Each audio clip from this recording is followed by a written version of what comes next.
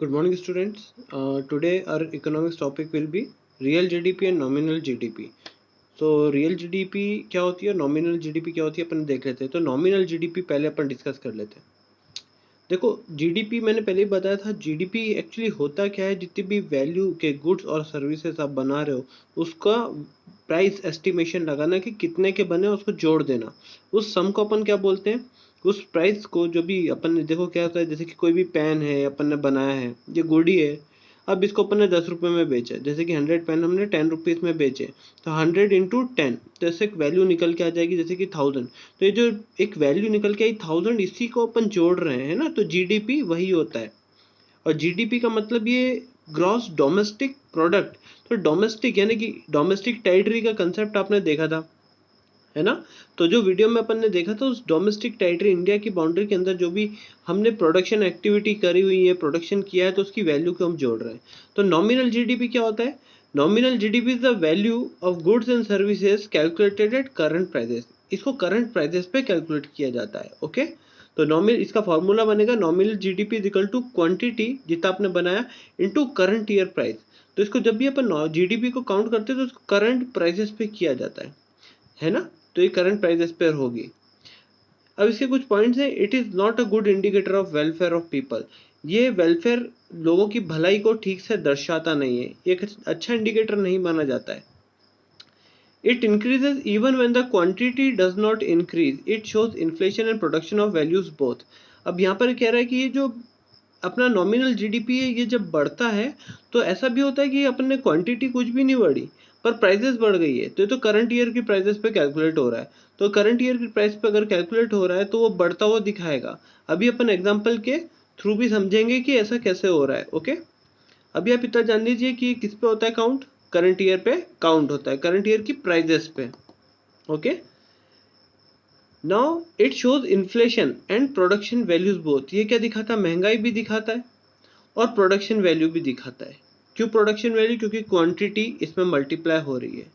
Inflation क्यों? क्योंकि current year की प्राइस यानी कि अभी मौजूदा जो साल चल रहा है उसमें अगर प्राइसेस बढ़ गई पिछले साल के मुकाबले, तो ये हमको बढ़ा हुआ दिखेगा. भले क्वांटिटी बढ़े या ना बढ़े उससे मतलब नहीं है, पर अगर आपकी प्राइसेस बढ़ गई हैं तो ये जीडीपी जरूर बढ़ के दिखाएगा. ओके. ना सेकंड वाला हो गया अपना रियल जीडीपी. रियल जीडीपी क्या हो गया? It is the value of the goods and services calculated at the base year prices. अब रियल जीडीपी को किस पे कैलकुलेट किया जाता है? Quantity into base year prices. Base year यानी कि हम जो जिस ईयर को भी बेस मान के कैलकुलेट करना चाहते हैं, जैसे कि हम चाहते हैं कि 2010 को हम बेस ईयर माने उसकी प्राइजेस को, और हम 2020 का ये देखना चाहते हैं कि 10 सालों में प्राइजेस कितनी ज़्यादा इंक्रीज हो गई है और जीडीपी उसको निकाल के देखना चाहते हैं, तो एक्चुअली हमको एक करेक्ट वैल्यू बता देगा. Correct value in the sense, क्योंकि रियल जीडीपी तभी बढ़ता है जब क्वांटिटी बढ़ती है, क्योंकि बेस ईयर को फिक्स मान के चलते हैं अपन वहाँ पे. बेस ईयर की प्राइसेस को अपन कैलकुलेशन में लेते हैं वहाँ पे. तो हम कुछ अभी करंट ईयर में कुछ भी हो रहा है उससे मैटर नहीं हो रहा है, पर यहाँ पर जब हम ये निकालेंगे तो हम उस बेस ईयर की ही प्राइस को पकड़ के क्वांटिटी को करेंगे. तो ये तभी बढ़ेगा जब ये क्वांटिटी बढ़ेगी, क्योंकि ये फिक्स है, बेस ईयर प्राइसेस फिक्स है. सो क्वांटिटी बढ़ेगी तो ही अपना रियल जीडीपी बढ़ेगा. That's why it is a good indicator of welfare of people. इसको एक अच्छा इंडिकेटर बोला जाता है कि लोगों की भलाई को. रियल जीडीपी अगर बढ़ रहा है तो हम बोलेंगे लोगों की भलाई भी हो रही है. Second point, it only increases when quantity increases. जैसे कि मैंने बोला, as I said that it only increases when quantity is increases. जब ये क्वांटिटी बढ़ेगी तो ही रियल जीडीपी बढ़ेगा. अब इसको एग्जांपल के थ्रू अपन समझेंगे. ओके. अब अपन देखते हैं calculation of nominal GDP.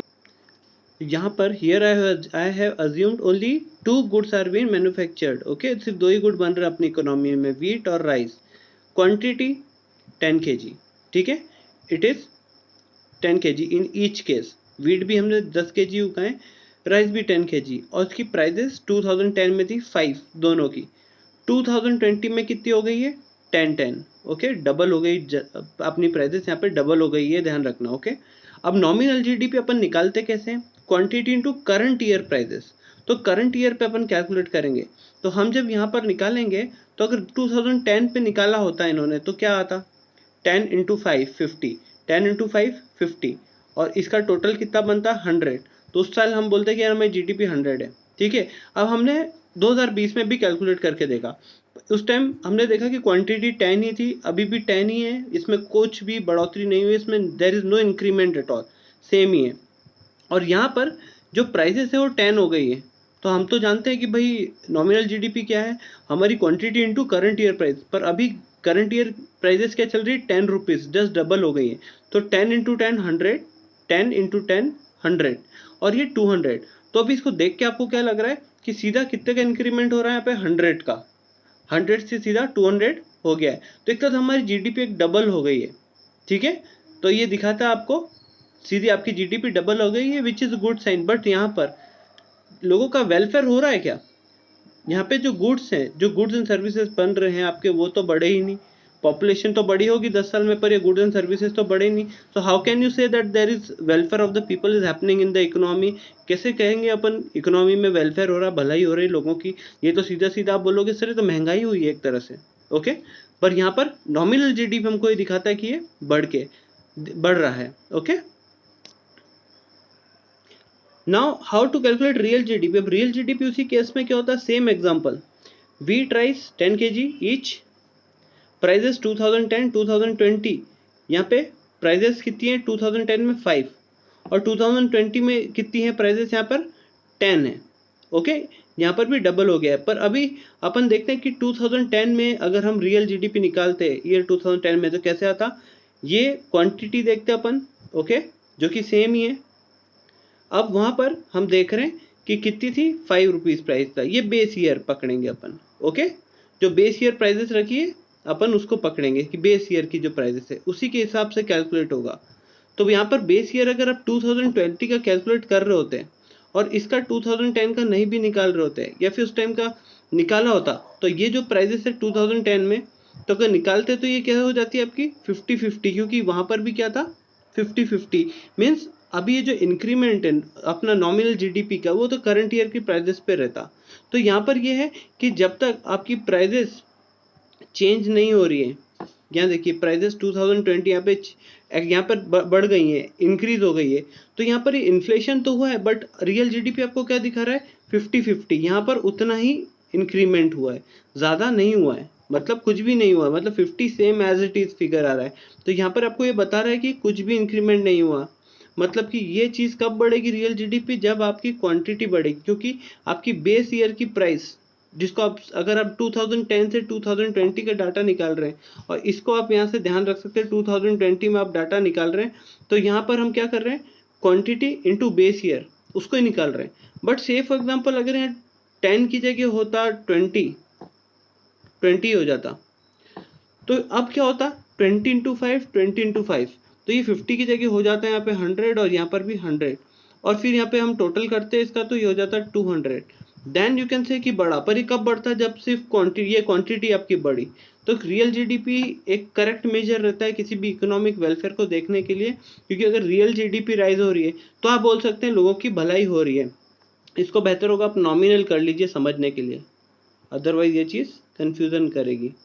Nominal GDP, okay, ये नॉमिनल जीडीपी अपनी, क्योंकि वो अपनी करंट ईयर की प्राइस पर अपन ने ली थी मान लेते अपन। तो अभी अपन रियल निकाल रहे हैं तो हम तो बेस ही पकड़ेंगे, ये तो पकड़ेंगे नहीं, क्योंकि हम तो बेस ईयर की प्राइस पकड़ के चल रहे हैं। तो ही तो रियल जीडीपी बेस ईयर पे ही निकलेगी, और बेस ईयर क्या था 2010 पुराना वाला 5 रुपये, तो 5 रुपीज़ के हिसाब से हमने निकाली है, ठीक है। ये बढ़ेगी तो ये बढ़ जाएगा, ओके, ये चीज़ ध्यान में रखना। Now our next topic will be limitation of GDP as an index of welfare. GDP की limitations क्या हैं, कहाँ पे आके GDP एक तरह से फेल हो जाता है लोगों का वेलफेयर बताने के बारे में। ये स्ट्रेट फॉरवर्ड क्वेश्चन भी आ जाता है बोर्ड में, ओके। तो इसको ध्यान से देखना, इसके 4 पॉइंट्स है टोटल। तो पहले ये GDP फेल क्यों हो जाता है, अभी आपने नॉमिनल और रियल दोनों देखा। रियल एक सही आपको पिक्चर दिखाता है इकोनॉमी की, और जो नॉमिनल है वो आपको दोनों चीज़ें, इन्फ्लेशन है तब भी वो बढ़ेगा, क्वांटिटी बढ़ी तब भी वो बढ़ेगा, तो दोनों चीज़ों को अकाउंटिंग करता है उसकी। तो जहाँ पे भी इंक्रीमेंट हुआ तो करेक्टली नहीं दिखाता आपको, इसलिए जीडीपी कहीं ना कहीं आके फेल हो जाता है। अभी जीडीपी को अपन देखते हैं, फर्स्ट पॉइंट क्या कहता है, डिस्ट्रीब्यूशन ऑफ इनकम। अगर कोई बोलता है जीडीपी बढ़ रही देश की, तो वो अच्छी बात है, अच्छा साइन होता है। बट यहाँ पर क्या है, व्हाट इज दिया, unequal distribution of income leads to increasing gap between rich and poor. In our country what is happening, there is unequal distribution of income. जो अमीर है वो ज़्यादा कमा रहा है, क्योंकि हमारे यहाँ पे देखा जाए तो 20% जो लोग हैं वो मतलब ज़्यादा अमीरों की कैटेगरी में आता है, मैक्सिमम जीडीपी का हिस्सा उनके पास जाता है, बाकी के 80% कम में ही अपना गुजारा कर रहे हैं। तो ये जो जीडीपी बढ़ता हुआ है तो वो दिखाता कैसा है कि लोगों की पर कैपिटा इनकम तो बहुत राइज हो रही है, बट यहाँ पे अमीर के पास पैसा ज़्यादा जा रहा है एक्चुअली।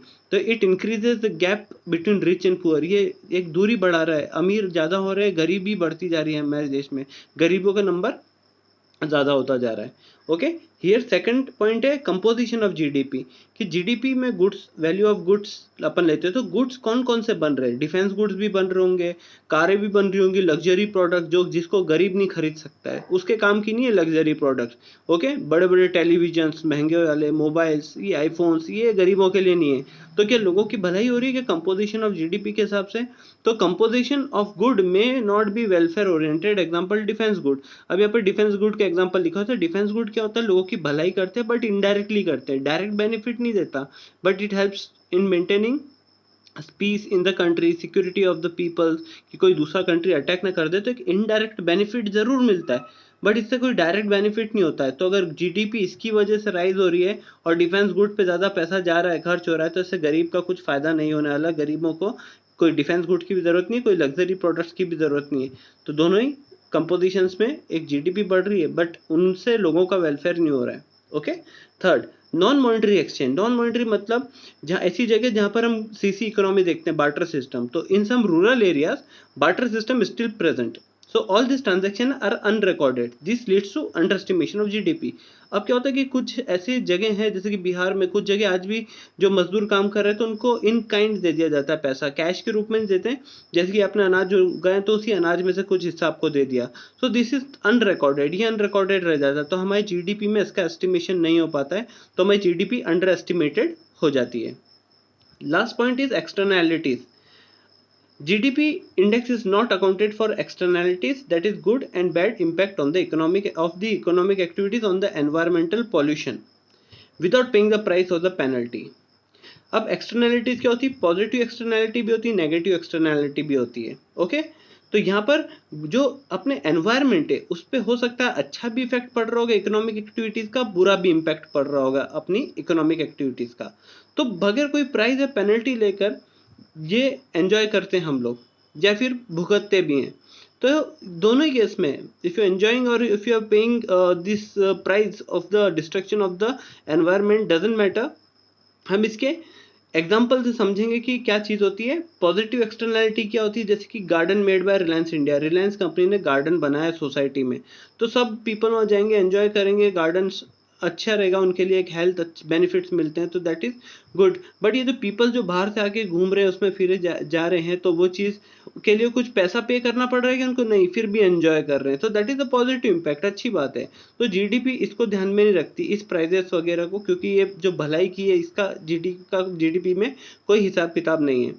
सेकंड, नेगेटिव एक्सटर्नैलिटी क्या होती है, waste disposed by the firm, या फिर वो किसान लोग जो कि अपनी फसलें जला देते हैं, तो इससे पॉल्यूशन होता है ना, वेस्ट डिस्पोज करते हैं वाटर में। तो कुछ कंपनियां तो बिल्कुल बाय लॉज फॉलो कर लेती हैं, बट कुछ कंपनियां नहीं करती, इधर उधर डिस्पोज करती हैं नदियों में, नालों में। तो ये जो चीज़ें हैं ये डिस्ट्रॉय करती है एनवायरनमेंट को, it just create water pollution, air pollution. तो इसके लिए उनको कुछ पे नहीं करना पड़ता, फाइन या पेनल्टी कुछ भरना नहीं पड़ता, फिर भी वो चल रहा है सब। तो ये एक्सटर्नैलिटीज जो रहती है ये एक पॉजिटिव और नेगेटिव इम्पैक्ट के बारे में है अपने इकोनॉमिक एक्टिविटीज़ का एनवायरनमेंट के ऊपर, जिसके लिए इनको किसी को भी जो फ़ायदा ले रहा है उसको भी प्राइस या पेनल्टी कुछ भरनी नहीं पड़ रही है, कुछ देना नहीं पड़ रहा, फिर भी आप एंजॉय कर रहे हो, जैसे कि गार्डन। और यहाँ पर जो आपको नुकसान हो रहा है, जैसे कि जो वाटर पॉल्यूशन हो रहा है, तो उसकी वजह से जो नुकसान हो रहा है, तो उसके लिए कंपनी को कोई पेनल्टी वगैरह भरनी पड़ रही। तो GDP does not account these things, वो इनको ध्यान में नहीं रखती है। Okay, so this is how this is the limitation of GDP as an index of welfare. तो अगर कुछ क्वेश्चन आता है कि जीडीपी, बढ़ती GDP is an index of welfare of the people, do you agree with the statement, ऐसा question आ सकता है, तो आपको ये 4 पॉइंट लिख के आने पड़ेंगे। ओके, तो you make sure that you go through it. और ये आज का टॉपिक है अपना, so let's finish this topic right here. Thank you.